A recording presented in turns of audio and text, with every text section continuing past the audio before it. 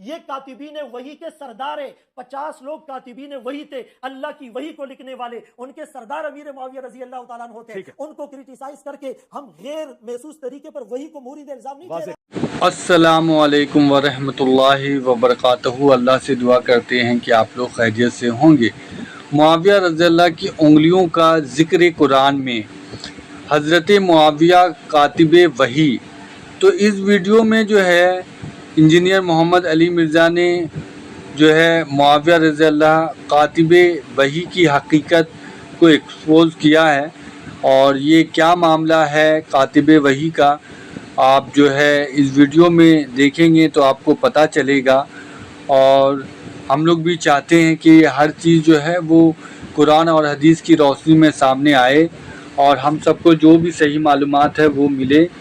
اللہ سے ہم سب یہی دعا کریں کہ اللہ ہم سب کو ہدایت کا راستہ دکھائے، اللہ اور اللہ کے رسول کے بتائے ہوئے راستے پر ہم سب چلیں، حق بات بولنے، حق بات سننے، حق بات دوسرے تک اللہ تعالیٰ پہنچانے کی توفیق عطا فرمائے، اور اللہ تعالیٰ ہم سب کو 5 وقتی نمازی بنائے، قرآن شریف کی تلاوت کرنے والا بنائے، روزے رکھنے والا بنائے، حج عمرہ ہم سب کے لیے آسان کرے، اور ہم سب کو صدقہ زکوٰۃ خیرات سب نکالنے والا بنائے، غریبوں یتیموں محتاجوں کی مدد کرنے والا بنائے، اور اللہ تعالیٰ ہم سب کو پکا سچا توبہ کرنے والا بنائے۔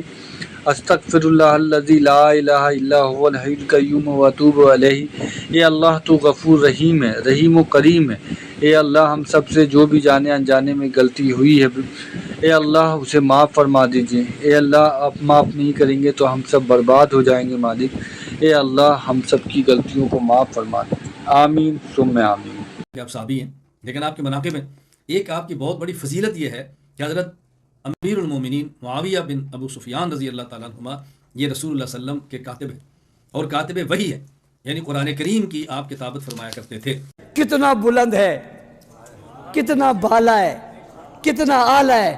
یہ خود کتنا بلند ہوگا جس کے پورے اتنے بلند ہیں۔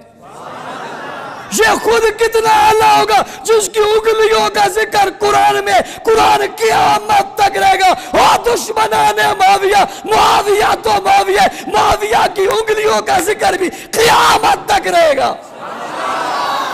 کیا معاویہ یار، کیسا معاویہ ہے، کیا عظیم انسان۔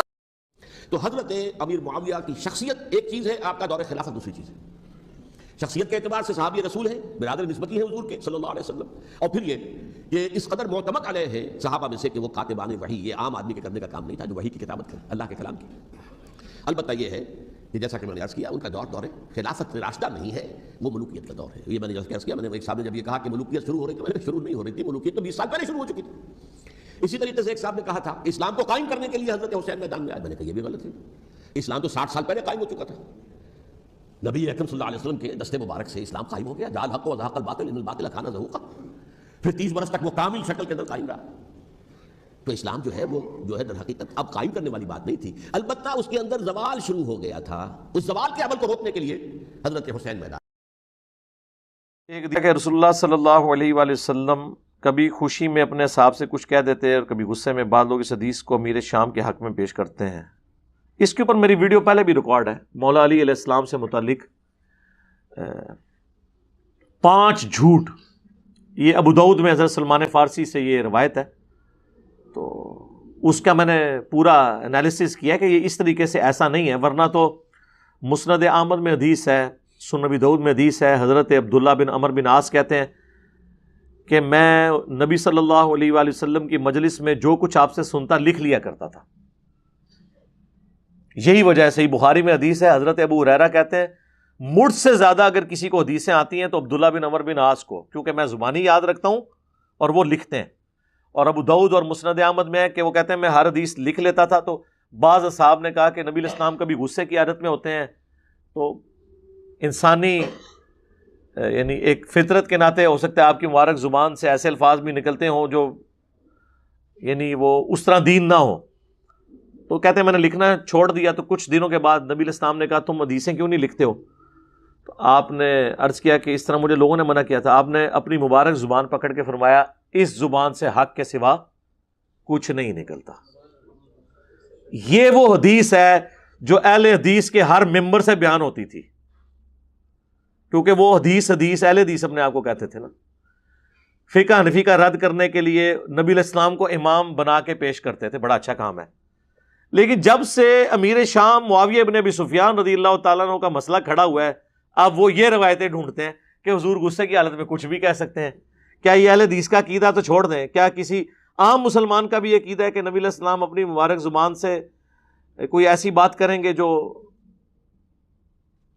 دیکھ لیں, ایک شخص کو بچانے کے پیچھے, وہ مولانا ساگ صاحب والی بات ہے, ایک بندے نو بچانے پیچھے قرآن و حدیث نو انہوں نے تختہ مشق بنا دیتا ہے. تو وہ اہل سنت میں سے لوگوں کو خریدتے ہیں جنہوں نے لبادہ اہل سنت کا پہنا ہوا ہوتا ہے, اور حقیقت میں وہ رافضیت کے گندے نطفے ہوتے ہیں, جس کی بہت ساری مثالیں ہمارے سامنے موجود ہیں. اسحاق جھال والا مردود اسی قسم کے انسانوں میں سے تھا. انجینئر مرزا مردود اسی قسم کے انسانوں میں سے ہے. رافضیت کے پیسوں پہ پلنے والا, ایران کے ٹکڑوں پہ پلنے والا یہ جانور صحابہ کے بارے میں اپنی زبان گندی دراز کرتا ہے, اور حقیقت میں اس کا من پلیت ہے, اس کے ماننے والے اس سے بڑے پلیت ہیں. تو علمی کتابی نہیں ہے, تو دنیا کا سب سے بڑا فسادی ہے, جس کا کام, جس کو وقت کو بٹھایا گیا ہے صحابہ کے خلاف بھونکنے کے لیے. تیرا کام یہی ہے, الو بنا رہا ہے لوگوں کو. ہماری نسبت کس کی طرف ہے؟ حضرت معاویہ رضی اللہ تعالیٰ عنہ کی طرف. ہم اہل بیت کو پہلے مانتے ہیں, لیکن اس کے بعد باقی صحابہ کو بھی مانتے ہیں. اے اللہ, ہماری نسبت علماء حق کی طرف ہے, تو ان نسبتوں کی بھی ہم نے اللہ کو لاج دی. ہماری کیا اوقات ہے بھائی؟ یعنی میں اس سے ہٹ کے ایک چھوٹی سی مثال, کہ جس طرح کے بنی اسرائیل کو بچھڑے کی محبت پلا دی گئی تھی, ان کو پھر کچھ نظر نہیں آیا, ان کا پیغمبر بھی کوئی طور پہ گیا نا, تو 70,000 صحابہ جو ہیں وہ مرتد ہو گئے بچھڑے کو خدا بنا کے. پیغمبر کی موجودگی میں فوت نہیں ہوئے تھے, ایسی بچھڑے کی محبت. ادھر جو ہے, اب یہ نہ ہو کہ جی میں نے وہ بچھڑے سے کمپیئر کروا دیا. ظاہر آپ کو ایک ایگزامپل کے طور پہ ایک بات کی جاتی ہے, حضور نے بھی ایسی بات کی ہے. مسند احمد میں حدیث ہے, اللہم لا تجعل قبری وثنا یعبد, اے اللہ میری قبر کو وہ بت نہ بننے دینا کہ لوگ اس کی پوجا کریں. اب حضور نے اپنی قبر کو بت سے تشبیہ دی ہے, تو اس کا یہ مطلب نہیں کہ ہم حضور کی قبر کو بت سمجھتے ہیں, نبی علیہ السلام کو بت سمجھتے ہیں. تو یہ میں نے بچھڑے والی مثال بیان کی. یہاں پہ بھی بنو امیہ کے چاہنے والے خام خواہ ایک بندے کے پیچھے اس طرح کی باتیں کرتے ہیں, تو یہ کرنے کی ضرورت نہیں ہے. نبی علیہ السلام کی مبارک زبان سے جو کچھ نکلتا تھا, جب تک کہ آپ اس کی کوئی خود سے ریمیڈی نہ فرما دیں کسی معاملے میں, آپ کو کوئی حق نہیں پہنچتا کہ آپ یہ بات کریں. اور رہ گیا جس بندے کے آپ بچانے کے لیے کر رہے ہیں, اس کے بارے میں تو یہ حدیثیں جو ہیں وہ تو علامات النبوہ والے چیپٹر میں ہیں, بخاری مسلم دونوں میں موجود ہے, کہ حضرت اکرمہ تابعی کہتے ہیں کہ مجھے عبداللہ ابن عباس نے اپنے بیٹے علی ابن عبداللہ بن عباس کے ساتھ بھیجا اور کہا کہ تم دونوں جاؤ اور ابو سعید خدری سے جا کے ان کی حدیث سنو. اور ہم جب ابو سعید خدری کے پاس آئے, یہ بخاری میں بھی ہے, حدیث مسلم میں بھی, تو وہ اپنے باغ کو پانی لگا رہے تھے, تو پھر ایک جگہ آ کے بیٹھ گئے, اور ہم نے کہا کہ ہم آپ کے پاس آپ کی حدیث سننے آئے ہیں. تو ابو سعید خدری تو ان 7 صحابہ میں سے ہیں جنہوں نے سب سے زیادہ احادیث روایت کی ہیں. حضرت ابو ہریرہ, حضرت عبداللہ ابن عمر, سیدہ عائشہ, انس ابن مالک, عبداللہ بن عباس, جابر بن عبداللہ اور ابو سعید خدری. یہ 7 صحابہ ہیں جنہوں نے زیادہ حدیث روایت کی ہیں. تو ان کو تو اتنی حدیثیں آتی تھی. انہوں نے کہا سنو, مسجد نبوی کی تعمیر کے موقع پر باقی اصحاب ایک ایک پتھر اٹھا کے لا رہے تھے, اور حضرت عمار ابن یاسر نے 2 پتھر اٹھائے ہوئے تھے. نبی علیہ السلام نے اپنے مبارک ہاتھوں سے داڑھی سے مٹی جھاڑی اور کہا وائے عمار, تجھے ایک باغی جماعت قتل کرے گی, تو انہیں اللہ اور جنت کی طرف بلائے گا, وہ جماعت تجھے جہنم کی طرف بلا رہی ہوگی. یہ بخاری میں بھی حدیث ہے, مسلم میں بھی. 2812 بخاری کی, 447 بھی بخاری میں, مسلم میں 7320, 7321, 7322. ام سلمہ سے روایت ہے, خود امیر شام معاویہ بن ابی سفیان سے روایت ہے, عمر بن عاص سے روایت ہے, عبداللہ بن عمر بن عاص سے روایت ہے, ابو سعید خدری نے وہ حدیث بیان کی. تو اب یہی وہ حدیثیں جو ان کو چبھتی ہیں, اور یہ کہتے ہیں کہ جی وہ نبی علیہ السلام مبارک زبان سے ایسے ہی نکل گیا. نعوذ باللہ. کیا آپ کو ملنا ہے میرے بھائی؟ اللہ کے نبی پہ آپ ایمان لے کر آئے ہیں, تو آپ خام خواہ شیعہ کی ٹسل کے اندر آ کے ان تعلیمات کو تو نہ اس طرح ٹھکرانے کی کوشش کریں. ہم تو آپ کو صرف سمجھا سکتے ہیں. تو میں نے اس کے اوپر بہت پہلے یہ گفتگو کر دی تھی کہ یہ وہ حدیثیں ہیں جو صحابہ کرام بیان کیا کرتے تھے. تو یہ تو کسی کا عقیدہ نہیں ہے.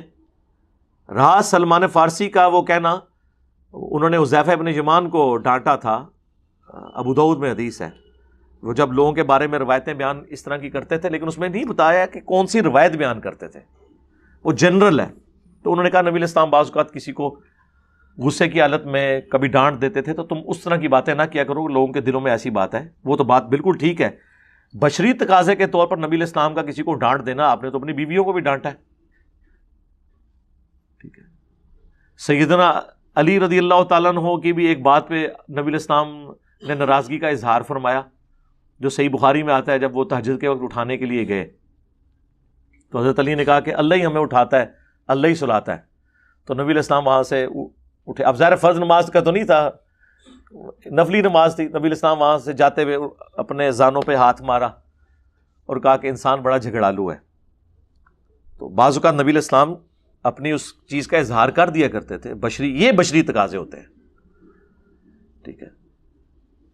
لیکن جو چیز پروفیسی کے طور پہ، پریڈکشن کے طور پہ یا غیبی خبر کے طور پر، پیش گوئی کے طور پہ چیزیں بیان ہوئی ہیں، ان کو تو آپ نہیں کہیں گے کہ جی وہ بھی آپ نے کسی یعنی واقعے کے اوپر آپ نے اس وقت وقتی کومنٹس کر دیے ہیں. یہ وقتی کومنٹس تو نہیں ہے کہ عمار کو باغی جماعت قتل کرے گی، عمار انہیں اللہ اور جنت کی طرف بلائے گا، وہ جماعت جہنم کی طرف بلائے گی.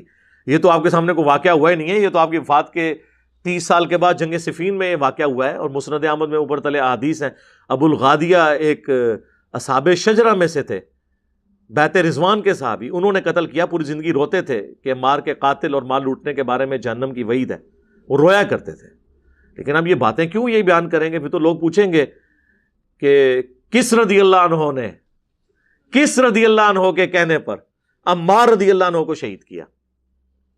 تو لوگ یہ پوچھیں گے. پرانے محدثین میں سے بھی ابن حجر اسقلانی نے کہا کہ نہیں، ابو الغادیہ کو فضیلت کفایت کر جائے گی مسلم شریف والی، کہ جنہوں نے درخت کے نیچے میرے ہاتھ پہ بیعت کی انشاءاللہ انہیں جہنم کی آگ نہیں چھوئے گی. تو شیخ البانی نے اس پہ سلسلہ احادیث صحیحہ میں رد کیا. انہوں نے کہا جنرل رول یہی ہے، لیکن جہاں پہ حکم خاص آ جائے وہاں عام فضیلت اٹھ جاتی ہے. حکم خاص یہی ہے کہ عمار کا قاتل اور مال لوٹنے والا جہنم کی آگ میں ہے، لہذا اس سے باقی فضیلت اٹھ گئی. یہ نیچرل ہے یار. جنرل فضیلت تو یہی ہے نا، والسابقون الاولون من المہاجرین والانصار، اور جنہوں نے احسان کے ساتھ پھر ان کی پیروی کی، مہاجرین و انصار کی، جو سبقت لے کے ایمان لانے میں، رضی اللہ عنہم ورضوا عنہ، اللہ ان سے راضی، وہ اللہ سے راضی. لیکن یہ فضیلت عام ہے. اسپیسیفکلی اگر کوئی شخص باغی ہو گیا تو چاہے وہ سابقون الاولون میں سے تھا، وہ جہنمی ہو گیا. عبید اللہ ہجرت حبشہ میں شامل ہے. ہجرت حبشہ میں چند لوگ شامل ہیں سینئر مسلمان جو سب سے پہلے مسلمان ہوئے. صحابی ام حبیبہ ام المؤمنین، حضرت معاویہ کی بہن اور ہمارے نبی کی بیوی جو بعد میں بنی، ان کا خامن تھا. حبشہ جا کے عیسائی ہو گیا، مرتد ہو کے مر گیا. تو وہ تو سابقون الاولون میں سے تھا. وہ کیوں مرتد ہو گیا؟ مرتے دم تک ایمان پہ قائم نہیں رہا. تو رضی اللہ عنہم وہ نہیں ہوا پھر، حالانکہ وہ سابقون الاولون میں شامل تھا. بخاری مسلم میں ایک کاتب وحی ہے جو نبی علیہ السلام سے، جس نے خود سورہ آل عمران پڑھی تھی اور آپ کی وحی لکھتا تھا، مرتد ہو گیا. آپ نے فرمایا کہ زمین اسے قبول نہیں کرے گی.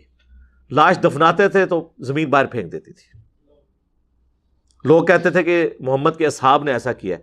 اوپنلی دفنایا گیا، پھر لاش باہر آ گئی. پھر ان کو پتہ چل گیا یہ غیبی معجزہ ہے. ظاہر ہے جس نے نبی علیہ السلام کی نبوت کو چیلنج کیا تو اللہ تعالیٰ اس طرح تو نہیں اس کو چھوڑے گا. لہٰذا یہ باتیں کرنا، تو یہ باتیں کچھ اور ہیں. جہاں پہ نبی علیہ السلام نے پروفیسیز فرمائی ہیں نا، وہ یہ والی باتیں نہیں ہیں جن کو آپ بچانے کے لیے کر رہے ہیں. جبکہ اسپیسیفکلی محدثین کے باقاعدہ پھر ان کے اوپر کامنٹس ہیں. مثلاً یہ کہتے ہیں جی وہ صحیح مسلم میں جو آپ حدیث بیان کرتے ہیں کہ حضرت معاویہ رضی اللہ تعالیٰ عنہ کو بلوانے کے لیے ابن عباس کو بھیجا اللہ کے محبوب علیہ السلام نے، کہا معاویہ کو بلاؤ، تو میں نے اس سے کچھ لکھوانا ہے. کاتب تو تھے، وہ بھی صحیح مسلم میں موجود ہے کہ ابو سفیان نے سفارش کی تھی کہ مسلمان اسلام لانے کے باوجود ہمارے ساتھ اچھا سلوک نہیں کرتے، آپ میرے بیٹے معاویہ کو اپنا کاتب رکھ لیں تو اس کی وجہ سے لوگ ہمیں بھی رسپیکٹ دینا شروع کر دیں گے. تو اس طرح انہوں نے رکھ لیا. کاتب کے الفاظ ہیں، کاتب وہی کہ نہیں، کاتب وہی کہیں اور ہے، وہ میں بعد میں بتاتا ہوں. تو کاتب جب رکھوا لیا تو مسلم شریف میں ابن عباس کو بھیجا، وہ کھانا کھا رہے تھے. انہوں نے کہا یا رسول اللہ وہ تو کھانا کھا رہے ہیں. آپ نے کہا کہ اسے بلا کے لاؤ. دوسری بار گئے تو انہوں نے کہا میں تو کھانا کھا رہا ہوں. 3 بار ایسے ہی ہوا. چوتھی بار آپ کی مبارک زبان سے الفاظ نکلے، خدا اس کا پیٹ نہ بھرے. یہ الفاظ ہے. وہ کہتے ہیں نہیں جی، مسلم شریف میں اوپر ایک حدیث ہے کہ نبی علیہ السلام نے کہا اے اللہ میں بھی ایک انسان ہوں، بعض اوقات میری زبان سے کسی کے لیے کوئی ایسے الفاظ نکل جاتے ہیں، اگر میں بدعا کسی کو دے دوں تو اسے دعا بنا دینا. تو یہ حضرت معاویہ کو دعا دی تھی، بیسیکلی ہے بدعا تھی لیکن دعا بن کے لگی. ہم کہتے ہیں وہ حدیث آپ ذرا غور سے پڑھیں. اس حدیث میں الفاظ ہیں کہ اے اللہ میں اگر کسی کے بارے میں ایسی بات کر دوں اور وہ اس کا اہل نہ ہو، ورنہ تو حضور کی ساری دی ہوئی بدوائیں دعائیں مان جائیں گی، پھر تو حضور کو بدوا دینی ہی نہیں چاہیے. پکی والا جواب ہے، اگر وہ اہل نہ ہو تو اسے دعا بنا دینا، اور اگر اہل ہوگا تو بدعا لگے گی. تو ہم محدثین سے ہی پوچھ لیتے ہیں کہ یہ کیا تھا. اگر یہ کہتے ہیں نا کہ دعا بن گئی تھی تو ہم پھر بتاتے ہیں دعا کیسے بنتی ہے. اگر یہ دعا ہے نا تو صحیح بخاری میں موجود ہے، انس ابن مالک کہتے ہیں مجھے نبی علیہ السلام نے دعا دی تھی کہ تیری اولاد کثرت سے ہو. میں 100 سے زیادہ اپنی اولاد میں سے لوگ دفن کر چکا ہوں. 120 سال کی عمر میں فوت ہوئے آلموسٹ.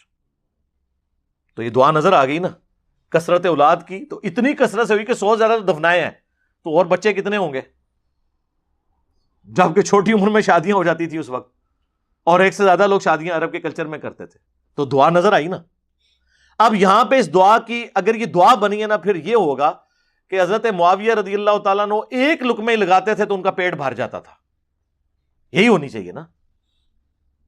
یہ خدا اس کا پیٹ نہ بھرے، اس کا الٹ کیا ہوگا کہ تھوڑا سا بھی کھا لے تو اس کا پیٹ بھر جائے.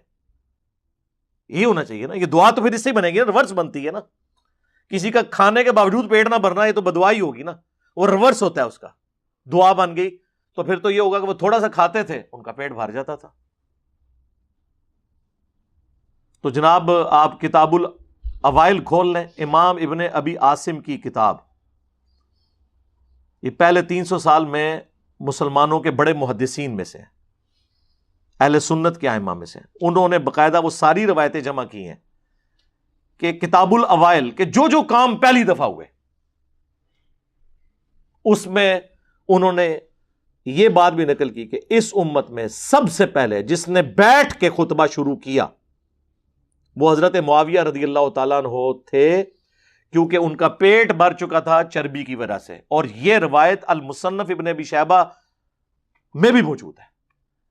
تو پریکٹیکلی ان کا پیٹ بڑا ہو گیا تھا، وہ کھڑے ہو کے خطبہ نہیں دے سکتے تھے. کھڑے ہو کے خطبہ دینا سنت ہے جمعے کا، ان کو بیٹھ کے ممبر پہ خطبہ دینا پڑتا تھا. تو آپ کیا سمجھتے ہیں یہ دعا اسی طریقے سے لگی ہوئی ہے؟ اور پھر یہی حدیث دلائل النبوہ میں ہے، امام بیہقی کی کتاب میں. امام بیہقی نے ایک کتاب لکھی ہے 3500 احادیث پہ مشتمل، دلائل النبوہ. اس کتاب کے اندر انہوں نے نبی علیہ السلام کی غیبی خبریں نقل کی ہیں کہ آپ علیہ السلام نے کوئی پریڈکشن کی اور وہ اسی طریقے سے منوان پوری ہوئی. اس میں وہ لے کر آئے ہیں اس روایت کو کہ ابن عباس رضی اللہ تعالیٰ عنہ کو نبی علیہ السلام نے حضرت معاویہ کو بلانے کے لیے بھیجا. 3 دفعہ نہیں ہے تو چوتھی دفعہ یہ الفاظ نکلے. اور آگے راوی کے الفاظ ہیں کہ نبی علیہ السلام کی یہ دی ہوئی بد دعا، یا آپ اسے دعا کہہ لیں یا دعائے ضرر کہہ لیں، پوری ہوئی اور پوری زندگی حضرت معاویہ کا پیٹ نہیں بھرا. یہ الفاظ ہیں دلائل النبوہ میں. تو محدثین تو اسے ادھر موجود ہے کانا یکتب الوحی، وہ وحی لکھا کرتے تھے. یہ روایت کانا یکتب الوحی مسلم میں نہیں ہے، دلائل النبوہ میں، اور وہاں سے بھی آدھی پیش کرتے ہیں کیونکہ آگے تو یہ الفاظ لکھے ہیں. تو میں نے تو کربلا والے ریسرچ پیپر میں ساری روایتیں ڈالی ہوئی ہیں. تو یہ بیان کریں پھر پوری روایت آگے کیا لکھا ہوا ہے کہ پوری زندگی ان کا پیٹ نہیں بھرا. تو وہ اسی طریقے سے اسے پھر ہم پوچھتے ہیں دلائل النبوہ میں کیا کر رہی ہے یہ حدیث؟ کوئی خبر اس میں سے نکلتی ہے نا، تو یہی خبر نکلی ہے، اور کیا نکلی ہے؟ تو خدا کے لیے اللہ سے ڈر جائیں، جو بات جس طریقے سے ہے اس کو اسی طریقے سے قبول کریں.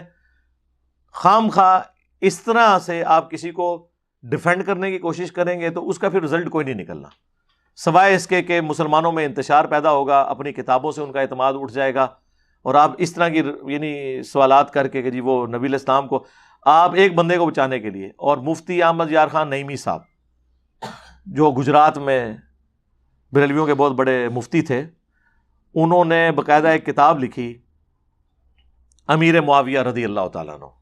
اس میں انہوں نے پوری کوشش کی نا، ان کی جس طرح کی اس طرح کی حدیثیں، وہ تو اس چیز کے ماسٹر ہیں. جال حق میں آپ دیکھ لیں انہوں نے عقیدوں میں کس طریقے سے کان لا کے یہاں سے یہاں تک پکڑے ہوئے ہیں. وہ قرآن میں آیا نا کہ قرآن کے ساتھ کی کوئی کتاب لے آؤ اور جتنے بھی جن و انس میں تمہارے مددگار ہیں انہیں بلا لو. کافروں کو اللہ نے چیلنج دیا سورۃ البقرہ میں. اس سے انہوں نے بابوں سے مدد مانگنا ثابت کی ہوئی ہے کہ اللہ تو خود کہتا ہے کہ مدد مانگو. یہ اس بندے کا انٹلیکچوئل لیول تھا. تو ظاہر ہے پھر ایسے ہی بندے کی کمپیٹنسی ہے کہ وہ حضرت امیر معاویہ رضی اللہ تعالیٰ عنہ سے متعلق باتوں کا دفاع کرتا. اس نے اس کتاب میں اس کو ڈیفینڈ کرنے کے لیے یہاں تک لکھا کہ ہو سکتا ہے ابن عباس نے جا کے حضرت معاویہ کو بتایا ہی نہ ہو کہ حضور آپ کو بلا رہے ہیں، وہ خود ہی کھانا کھاتے ہوئے دیکھ کے واپس آ گئے ہوں. تو میں اس سے کہنا اللہ سے بندے وہ تہاڈا منڈا نہیں سی ہے، حضرت عباس دا منڈا سی تے حضور دا کزن سی. فقیہ صحابی، بخاری مسلم میں آیا کہ سب سے قریب بٹھایا کرتے تھے حضرت عمر ان کو. باقی صحابہ کہتے تھے ہمارے بھی بچے ہیں، ان کا تہاڈے بچے تھے، پھر اے بچے بڑا فرق ہے. حضور کی وفات کے وقت صرف 13 سال عمر تھی، لیکن بڑے بڑے صحابہ ان کے سامنے طفل مکتب تھے.